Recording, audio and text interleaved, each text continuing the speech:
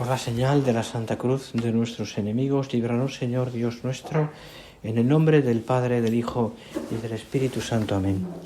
Señor mío y Dios mío, creo firmemente que estás aquí, que me ves, que me oyes. Te adoro con profunda reverencia. Te pido perdón de mis pecados y gracia para hacer con fruto este rato de oración. Madre mía Inmaculada, San José, mi Padre y Señor, Ángel de mi guarda, interceded por mí.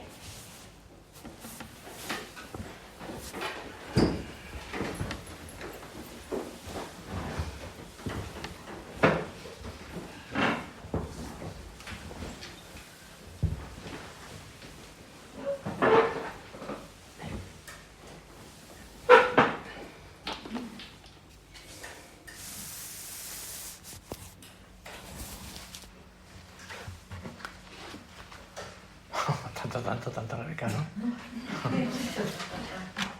Así. Gracias. Mirad, hemos aprendido de nuestro Padre, de San José María, muchísimas cosas. Hemos aprendido, pues, y continuamente estamos aprendiendo más. O sea, hemos aprendido, por ejemplo, pensaba ahora mismo, ¿no? Empezando la oración, esa misma oración preparatoria que tanto nos ayuda, que él recitaba y que ha quedado grabada también ahí como un comienzo, una manera, hay muchas, pero de comenzar la oración, que tiene mucho que ver también con la propia vida interior suya. Hemos aprendido la comunión espiritual, por ejemplo, también, ¿no? Que él aprendió de un escolapio. Hemos aprendido, pues, modos, maneras, en concreto nosotros los sacerdotes, muchas cosas, ¿no? El modo también como San José María, como él vivía su sacerdocio, nos ha influido muchísimo también a nosotros los sacerdotes de la obra, pues evidentemente porque seguimos su ejemplo, ¿no? Y tantas cosas más que para quienes tienen tanto cariño, pues a quien les ha precedido y les ha dado, pues les ha formado y les ha, pues para nosotros es muy importante, ¿no?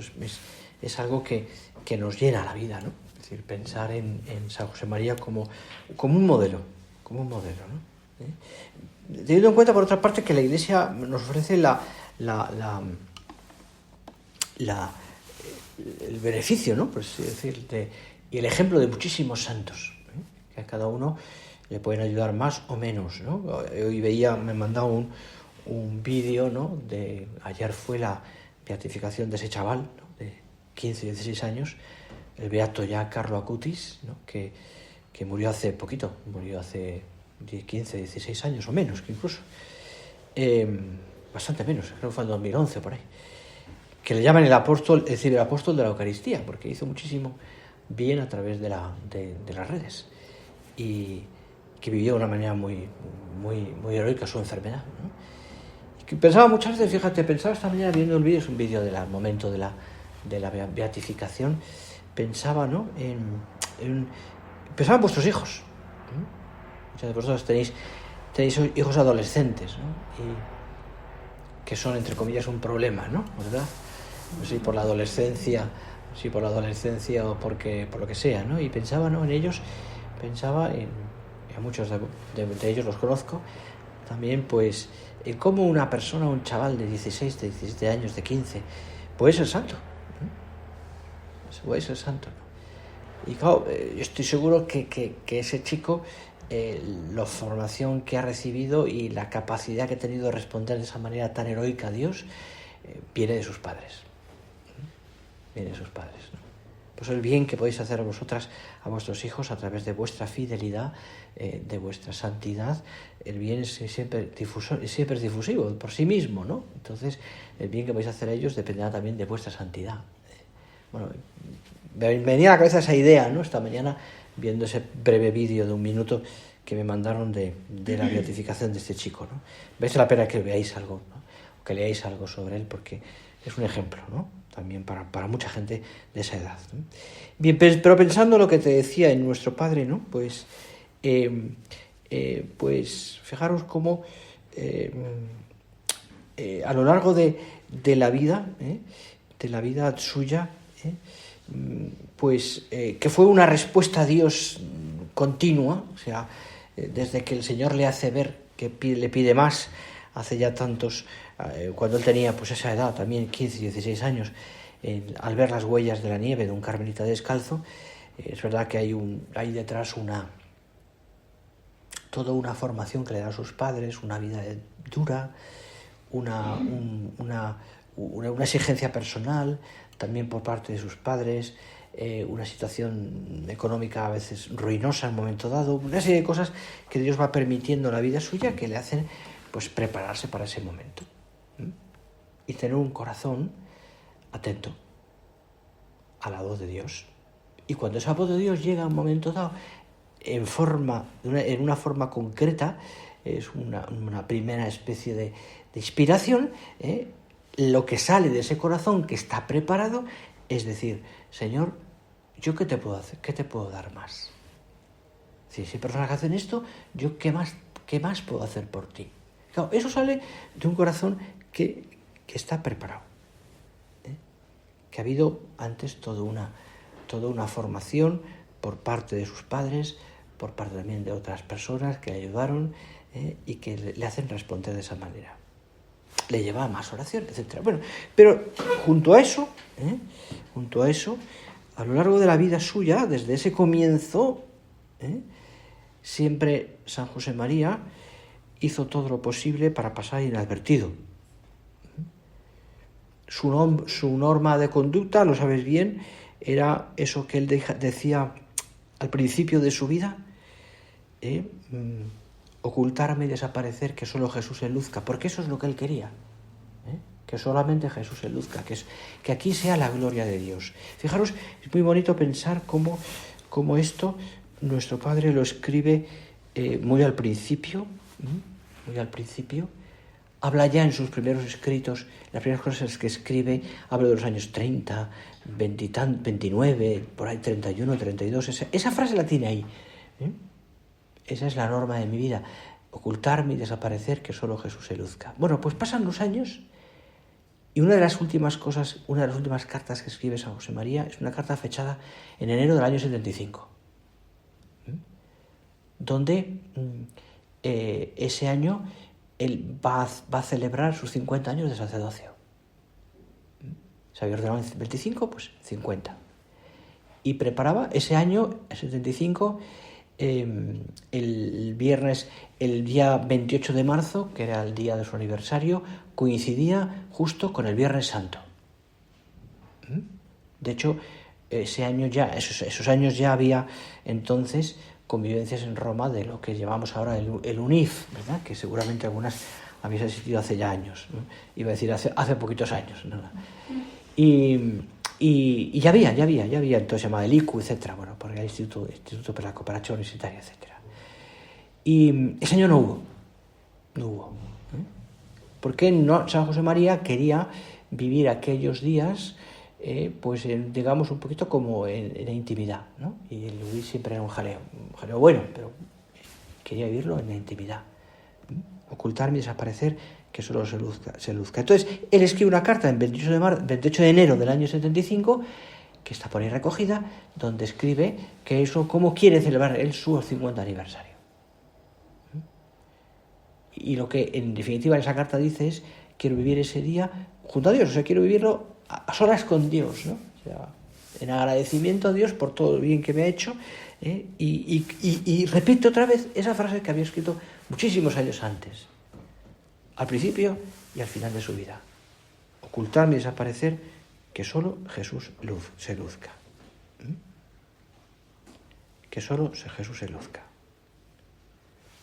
Todo es así. Es evidente que esa santidad, sobre todo cuando ya han pasado los años, y el Señor ha querido, se lo lleva al cielo, y esto lo puedo aplicar a cualquier santo, porque es igual en todos los santos, se lo ha llevado al cielo, han pasado los años, y entonces empieza, desde el principio prácticamente, ¿no? Empieza a difundirse la fama de santidad de esa persona.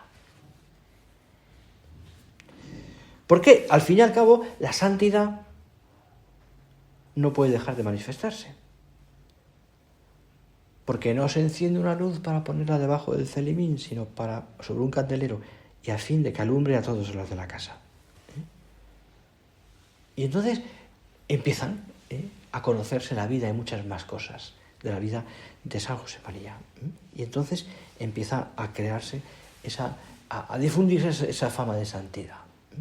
Al mismo tiempo que él ha querido pasar oculto, cuando ya han pasado los años,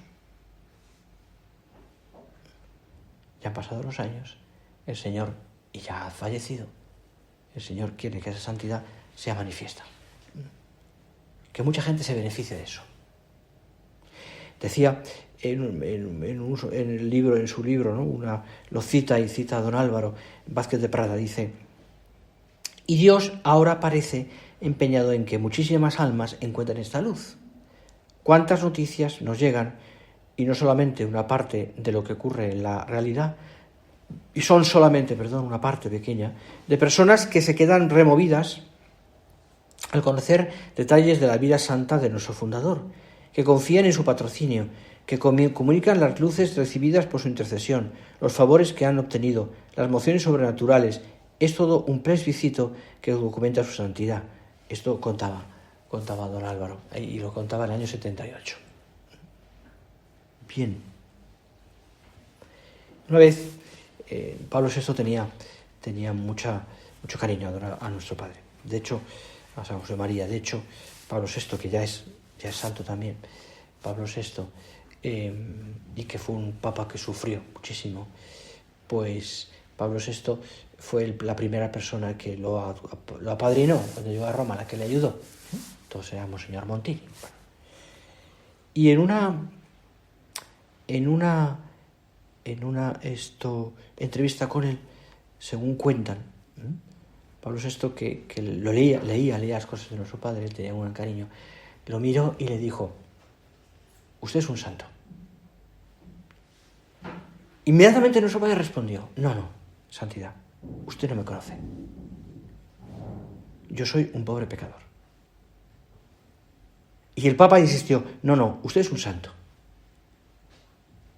Y cuenta quien lo relata que nuestro Padre, lleno de vergüenza y abrumado, desvió de su persona las alabanzas y le dijo lo siguiente: en la tierra no hay más que un santo, el Santo Padre.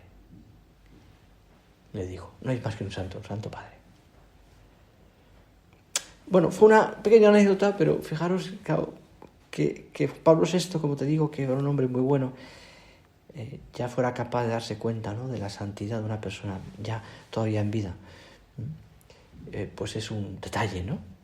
Y sobre todo porque, y como también nuestro Padre no quería que nadie pudiera decir eso de él. Todo esto que nosotros vivimos, ¿no?, que nosotros amamos, ¿no?, pues con nuestro corazón, porque es la vida también de la obra, ¿no? Es decir, pues eso nos ayuda, ¿no? Porque ver la fama de santidad de nuestro Padre, que ha ido creciendo con el tiempo, que ha tenido sus contradicciones, que hay muchas personas que no lo han entendido, otras que sí, pero eso, en el fondo, es muy bonito ver cómo tantas personas que no conocían de nada van creciendo en ese amor, en ese cariño. ¿Por qué? Porque la verdad es decir, hay que partir de una base. El único santo es Dios. Y por tanto, la santidad de una persona es un reflejo de Dios. Y la santidad de una persona en el fondo es compartida, es como participación en la santidad de Dios. Y una persona se hace más santa conforme se parece más a Dios. Y en concreto, al Dios que se ha hecho hombre, que nos facilita la santidad de esa manera, haciéndose hombre. Y al fin y al cabo, cuando decimos de una persona es santa, o cuando la Iglesia proclama que esa persona es santa, como en este chico que te decía antes, o como en tantos otros santos, cuando lo proclama, como Guadalupe, como don Álvaro, como otros santos, cuando lo proclama, está diciendo que esa persona vivió muy cerca de Dios. Es decir, se benefició, imitó heroicamente la santidad de Dios. la santidad de Dios. Por tanto, conforme a esas personas se van haciendo más santas, se van apareciendo más a Dios y de alguna manera van desapareciendo. Y se refleja más en ellos la luz de Dios. La luz de Dios. Es aquel ejemplo que ponía también San José María cuando hablaba de la carta. Y decía que la santidad en el fondo dice, yo soy quien transmite la santidad. Es decir, pero soy el sobre, el contenido es de Dios. Y cuando alguien recibe una carta, coge el sobre, lo abre y lo tira. Y se queda con el contenido. Los santos nos transmiten el contenido. Es verdad que tienen que transmitirlo bien. Es verdad que esto a mí también me ayuda a pensar que mi santidad es transmitir la santidad de Dios. Y conforme yo me vaya pareciendo más al Señor en el sentido de que vaya imitándole mejor, iré transmitiendo también a los míos lo que Dios espera de mí y lo que los míos necesitan. Y pienso en tu marido, en tus hijos, en la persona que está cerca de ti. ¿Qué tienes que transmitir? A Dios. Como han dicho los santos. ¿Eso qué significa? Pues que quizás tú misma en tu examen de conciencia tendrás que ir viendo. Señor, quizás a mí me está faltando serenidad, me falta paz, me falta alegría, me falta ser más sonriente, necesito ser más paciente, o mi vida de oración tiene que crecer, por ejemplo. Porque sé que me doy cuenta que eso es lo que a mí me da la serenidad que necesito para transmitir a los míos tu vida. Entonces, ¿cuál es el efecto de todo eso? Que de alguna manera tú desapareces. Y cada vez más se ve en ti la santidad de Dios. Y esto es lo importante. Esto es lo importante. Y así pasa no solamente con tu familia, sino también, por ejemplo, en el apostolado. En el fondo tú no transmites más que lo que Dios ha hecho contigo. Como le dice el Señor a aquel endemoniado que ha curado. Cuando le dice, Señor, me quiero ir con vosotros, ¿no? Y le dice, no, quédate con los tuyos y diles, cuéntales lo que Dios ha hecho contigo. Pues en el fondo lo que el Señor está diciendo a ti y a mí, quédate con los tuyos y cuéntales lo que el Señor ha hecho contigo. Transmite a través de tu amistad y tu confidencia con tus amigas lo que el Señor ha hecho contigo. Cómo te ayuda Dios, cómo es tu realidad, cómo te ayuda la formación que recibes, cómo te ayuda la oración, cómo te ayuda lo que el Señor ha hecho contigo en el fondo. Qué bueno es cumplir la voluntad de Dios, etcétera. Al fin y al cabo, el Señor cuenta con nuestra colaboración para todo esto, para hacer el bien, para transmitir la santidad, para transmitir también la santidad a las personas que hemos querido, la santidad de nuestro Padre también, para transmitirlo. De ahí que nosotros, como personas del Opus Dei, necesitemos muchísimo, ¿no? Pues conocer bien la vida santa de nuestro Padre, beber de las fuentes, pues ese libro que ha sido publicado hace poco, que es una maravilla, que te recomiendo que lo tengas, o pues que son 4 de las cartas que escribe nuestro Padre al principio, que no estaban publicadas, han sido publicadas con su edición crítica, es una maravilla, porque cuenta muchas cosas también, abre su corazón y cuenta cosas muy propias de la obra, ¿no? Pues puede servirte. Pero hay tantas cosas escritas. Pero pues te digo, o sea, todo esto, ¿no? Es decir, que lo pienses, es decir, en el fondo el Señor está transmitiendo a través de ti todo eso. ¿De qué hablamos? De lo que tenemos en el corazón. ¿Por qué hablamos de nuestro Padre? Porque lo tenemos en el corazón, porque nos ha hecho mucho bien. Porque nos ha hecho mucho bien. Porque leerle, porque imitarle, porque coger un escrito suyo, porque nos hace mucho bien. Nos hace mucho bien. No es fanatismo, ni es exclusividad, ni mucho menos.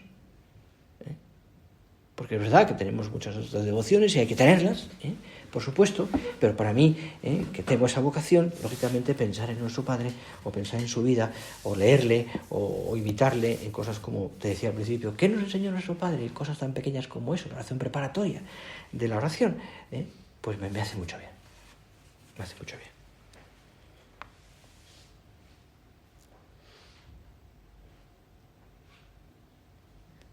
El Señor cuenta contigo para extenderlo todo esto.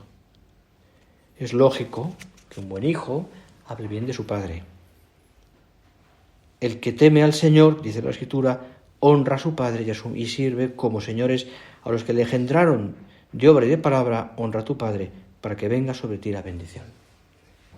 En nuestro caso, además, honramos a quienes nos han generado en la vocación a la obra, con tanto amor y sacrificio. Por eso, difundir la devoción ante nuestro Padre es una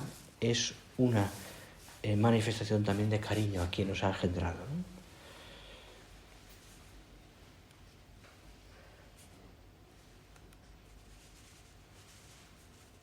Además es un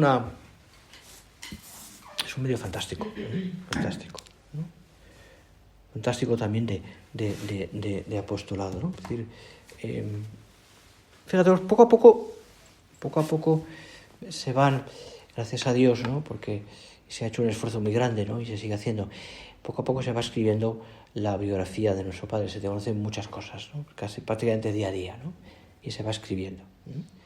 Porque es un tesoro. Es un tesoro, lo tenemos ahí. Es un tesoro, por ejemplo, pensando, porque de pocas personas ha hecho esto, pero es un tesoro poder verle en un vídeo, en una tertulia. Es un tesoro, de una persona que es santa, que sabemos que es santa, y lo vemos ahí cómo se movía, cómo hablaba, cómo eran sus expresiones. Es un tesoro. Y hay que vivirlo. Yo creo que nos ayuda muchísimo, ¿no? Yo recuerdo perdonad que cuente esta anécdota, pero bueno, perdonad, ¿no? Porque me parece que es bonita, pero hace años ya, bastantes años, todavía no, pero debe ser año 80 y algo, 85, 86, 87 quizás, más bien, ¿no? Y estaba trabajando con sacerdotes en una zona y fuimos, una de las cosas que hacíamos, entre otras, era visitar a los conventos de clausura. Muchos de ellos, además en esa zona había bastantes, habían sido nombradas, porque tenían ese cariño, cooperadoras del Opus Dei, que lo pueden ser, y rezan por la obra, etc., ¿no? Entonces había que de vez en cuando ir a verlas para contarles cosas, ¿no? Estaba muy reciente, por así decirlo, el fallecimiento de nuestro padre, y sobre todo no era santo, no todavía un proceso ni más que empezado. Fuimos a aquel convento que eran poquitas monjas, eran agustinas, creo que eran. Y nos emplazaron, ¿no? Pues la abadesa nos emplazó a que querían ver una tertulia filmada de nuestro padre. Y había ya algunas de las que vemos nosotros ahora, ¿no? Y así fue, nos fuimos allí. Claro, ella no tenía ni televisión ni vídeo, evidentemente, ni nada parecido. Ahora ya nos parece eso casi como prehistórico, ¿verdad? Nos llevamos una cámara de cine y le pusimos la tertulia filmada, es una copia. Y allí nos fuimos, otro sacerdote y yo, y que él era el capellán de las monjas, le pusimos la película a las monjas. Evidentemente ellas estaban en el locutorio. El locutorio tiene unas rejas impresionantes. A la otra parte estábamos nosotros, en una pared blanca proyectamos la película. Las monjas veían la película a cuadros, evidentemente, ¿no? Por las rejas. Les presenté un poco la figura al principio y les dije cómo lo que iban a ver, para que se dieran cuenta que estaban todas súper emocionadas. Y empezó la tertulia, como todas las tertulias que habéis visto de San José María, y la gente, cuando entró San José María, se puso de pie y empezó a aplaudir. Las monjas se pusieron de pie y empezaron a aplaudir. Y nosotros ya, pues claro, invitamos a las monjas porque nos parecía mal, ¿no? Entonces fueron siguiendo la tertulia, no recuerdo, creo que era una de América, no recuerdo, una de España, de la catequesis. La siguieron de tal manera que a mí me conmovía, porque estaban absolutamente metidas en aquella tertulia. De tal manera que la gente se reía, ellas se reían, la gente aplaudía, ellas aplaudían, la gente, todo, ¿no? Y terminó la tertulia y nuestro padre se puso de pie y dijo, vamos a rezar al Ángelus. Las monjas se pusieron de pie y rezaban el Ángelus. eran las 5 de la tarde, ¿eh? No te creas que eran las 12, que eran las 12, ¿no? Que eran las 12, ¿no? Inmediatamente cuando terminaba la película, nuestro padre, como siempre, daba la bendición y las monjas se pusieron de rodillas y recibieron la bendición. O sea, nosotros seguimos, ¿no? Es decir, al final un aplauso cerrado porque les encantó. Pero bueno, yo cuento la nota siempre porque me parece que es decir, como unas mujeres que valoran, ¿no?, lo que están viendo y se meten. A mí me ayuda mucho pensar y decir, Señor, que mi oración sea esto. Es decir, que yo sepa meterme en la escena como estas mujeres, ¿no?, que están viviendo aquello como en presente, ¿no? Claro, nosotros nos ha enseñado también a eso, es decir, cómo valorar todo ese tesoro que tenemos ahí. Cómo ellas lo vivían, ¿no? Es decir, joder, que en mi caso, además, tengo esa fortuna de conocer a nuestro Padre en vida, en dos tertulias, ¿no? Pues que yo valore lo que el Señor me ha dado. Y que yo, en esas pequeñas cosas, sepa valorar la formación que recibo, la devoción a nuestro Padre, sus escritos, las cosas que me va diciendo, la gente que le ha conocido y que me cuenta cómo era, todo ese tesoro que es un tesoro que no se puede perder y que con los años, gracias a Dios, se conserva de muchas maneras distintas. Se ha hecho un esfuerzo muy grande para que se conserve, para que yo lo valore, porque es un bien de la Iglesia, en el fondo. Esa es la clave, ¿no? Se lo decía Pablo VI a don Álvaro, le decía, San José, entonces no era santo, ¿no? Monseñor Escrivá le decía, no es de la obra ya, es un tesoro de la Iglesia. Es decir, no es algo que les pertenece, es un bien de toda la Iglesia. Entonces, es decir, dame cuenta de eso, ¿no? Es decir, que al fin y al cabo la santidad de nuestro Padre es un bien para toda la Iglesia. Y que yo tengo que transmitirla también, porque yo soy hijo de nuestro Padre y tengo que transmitir esa santidad que nuestro Padre nos ha hecho a través de su propia vida. Es, por tanto, te decía, un medio fantástico también de apostolado. De apostolado.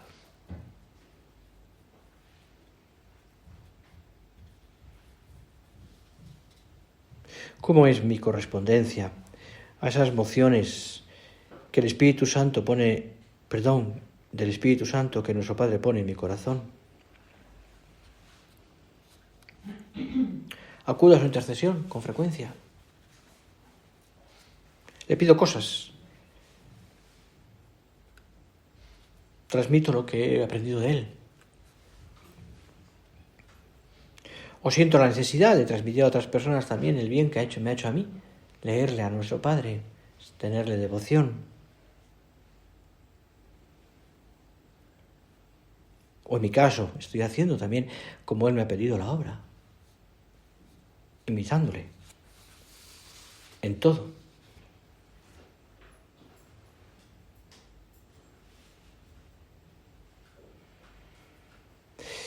No sé, hay muchas cosas que tú puedes pensar también, ¿no?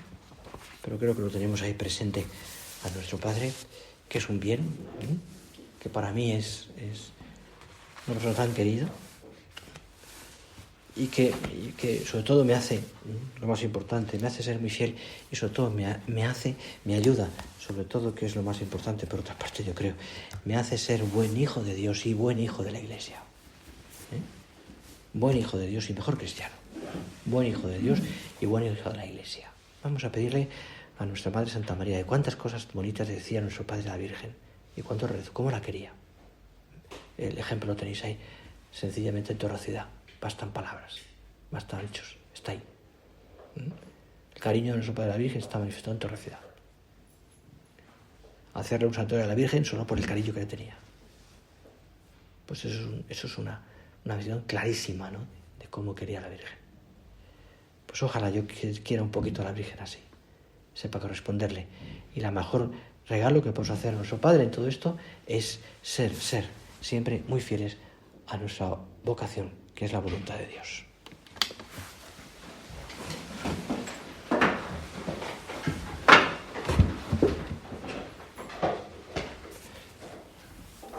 Te doy gracias, Dios mío, por los buenos propósitos, afectos e inspiraciones que me has comunicado en esta meditación.